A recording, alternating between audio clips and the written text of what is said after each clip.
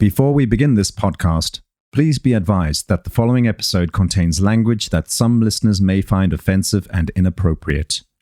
The opinions expressed by the host and guests are their own and do not reflect the views of the podcast producers. Listener discretion is advised. Welcome back to the next installment of Ray Johnson's story on Voices of a Killer. As we heard last time, Ray was convicted of a 2016 murder that he insists he did not commit. But what actually took place on that fateful night outside the controversial Bob's in Motion bar? We'll find that out next on Voices of a Killer.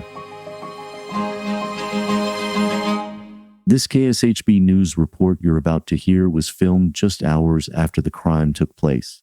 Matt, it is still a very active scene here along Troost Avenue. Just along the other side of that yellow police tape is a bar, and there are several other businesses too. It's in that area where police tell us the shooting took place just before 8 o'clock today. One man shot. He is now in critical condition, being treated at a hospital.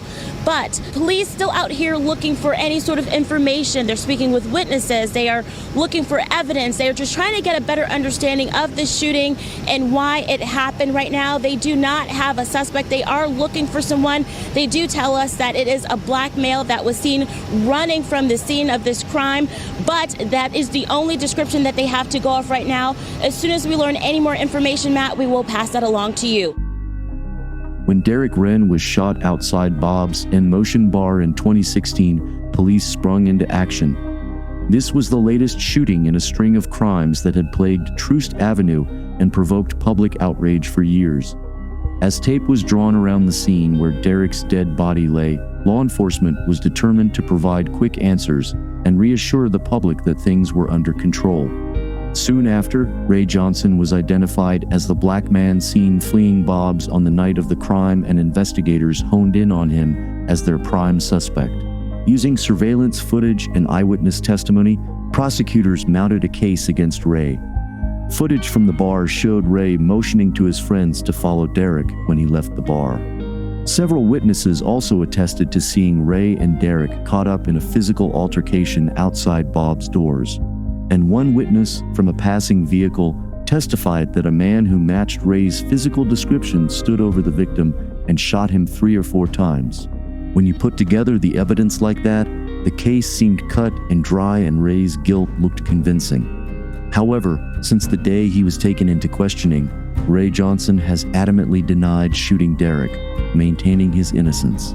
So what is the truth? Let's replay the events of that fateful evening from Ray Johnson's perspective.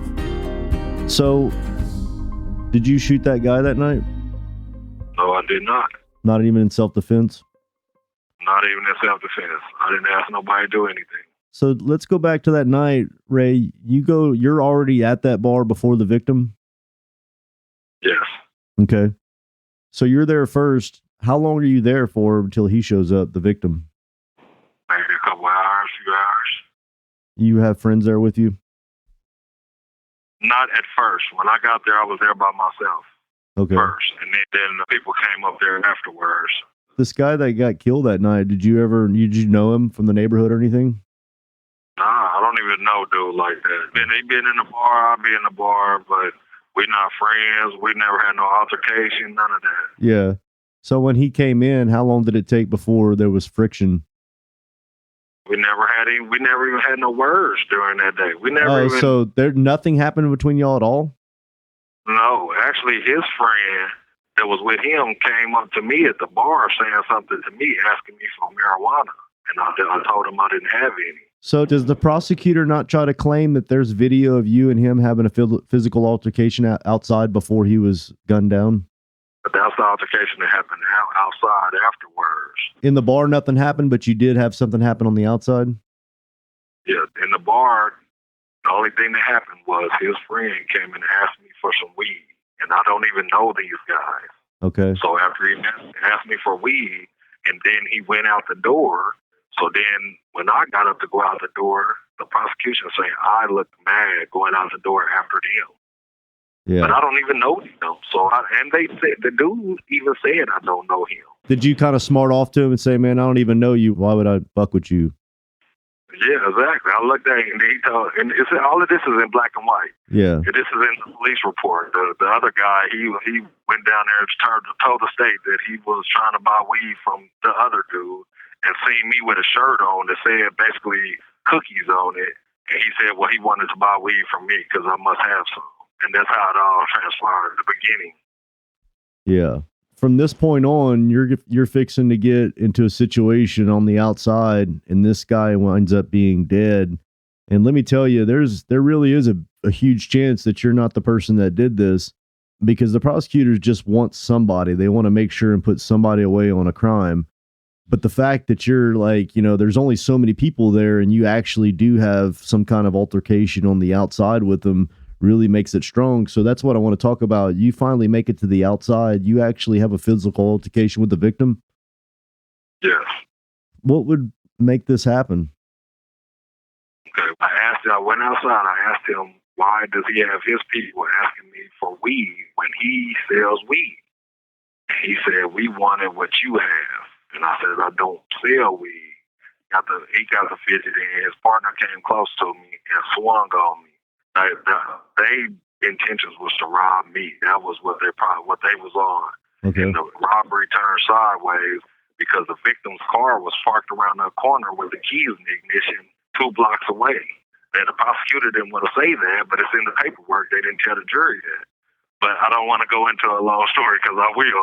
It's very passionate about me because I'm sitting in prison for something I didn't do. Okay. So whenever he swings at you, did all hell break loose where you had some help and it was everybody fighting everybody, or what? No, it was just me and the guy got to tussle, and some cat called himself helping the situation from left field came and made it worse, and then now I'm sitting paying the price for it. So whenever this fight basically finally simmered down, what was your next move? You got up and completely left? Yeah, after the gunshot, I left the scene. According to Ray, the night of Derek's murder played out very differently from what's captured in his case report.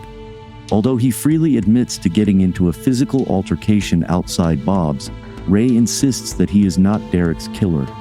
Ray disputes the prosecutor's claims that he had a strong motive to kill Derek, stating that he had no personal history with him. Rather, Ray tells me it was Derek who instigated the trouble outside Bob's bar. The way Ray tells it, Derek and his buddy jumped on Ray in what he suspects was an attempt to mug him and bolt. At the first sight of a gun, Ray didn't want to get caught up in a situation that was rapidly escalating out of control. He took off on foot down Troost Avenue, where he was seen by an eyewitness. Ray's story leaves behind one glaring question. If Ray isn't the one who killed Derek Wren outside Bob's, then who is? We put that question to Ray after the break.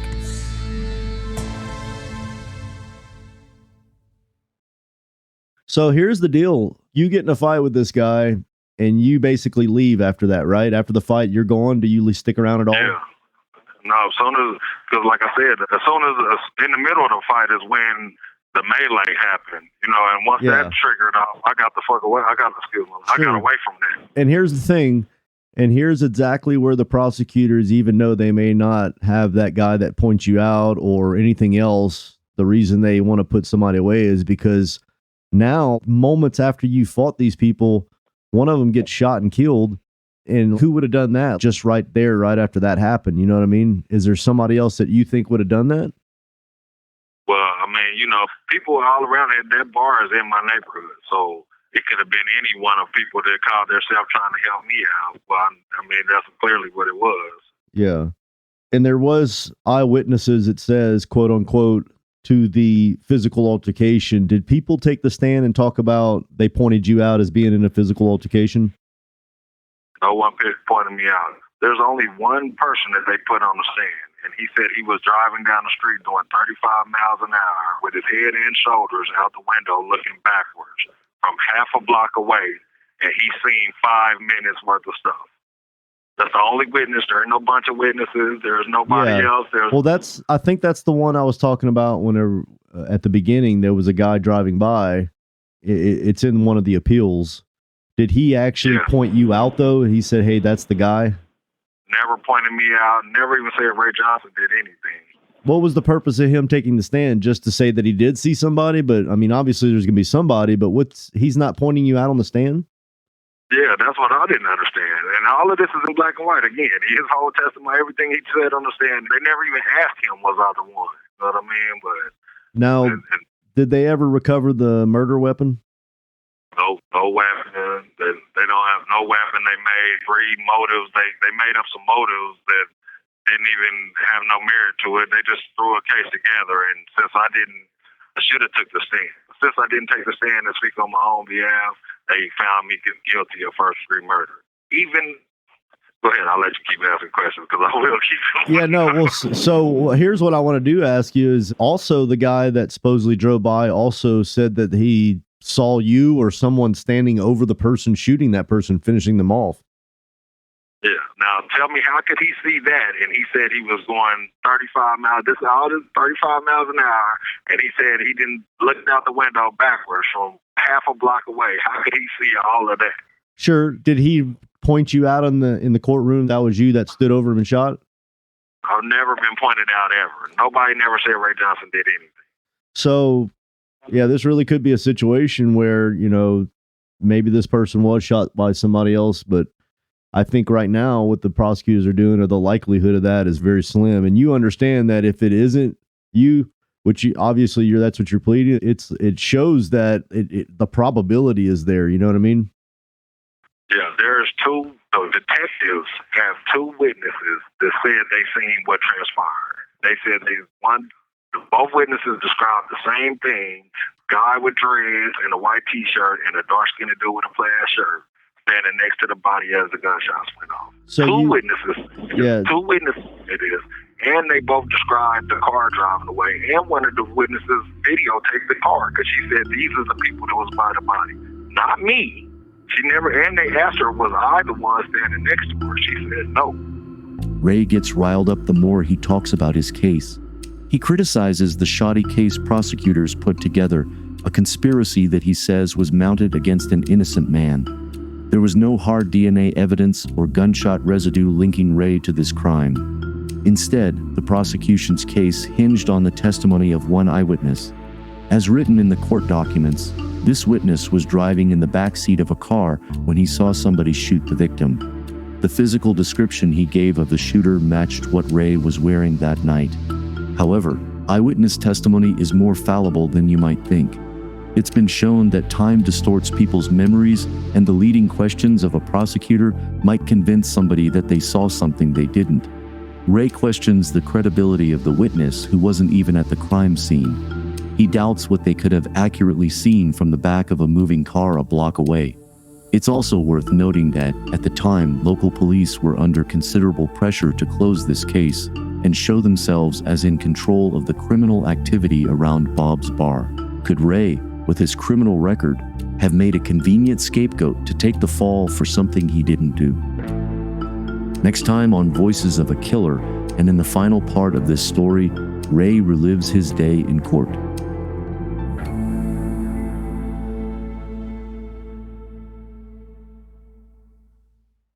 If you want to find out what happens next, right now, you can sign up at patreon.com/voicesofakiller. There you can find bonus content, early access, ad-free listening, and access to our chat community. So go to patreon.com/voicesofakiller to sign up now. Your support is what keeps us passionate about bringing these stories to you. That's a wrap on this episode of Voices of a Killer. A big shout out to Sonic Futures, who handled the production, audio editing, music licensing, and promotion of this podcast. If you want to hear more episodes like this one, make sure to visit our website at voicesofakiller.com. There you can find previous episodes, transcripts, and additional information about the podcast. Lastly, if you enjoyed this episode, please consider leaving us a review on Spotify, Apple Podcasts, or wherever you get your podcasts. Your feedback helps us improve and reach new listeners. Thank you for your support, and we can't wait to share more stories with you in the future. Thank you for tuning in. I'm your host, Toby, and we'll see you next time on Voices of a Killer.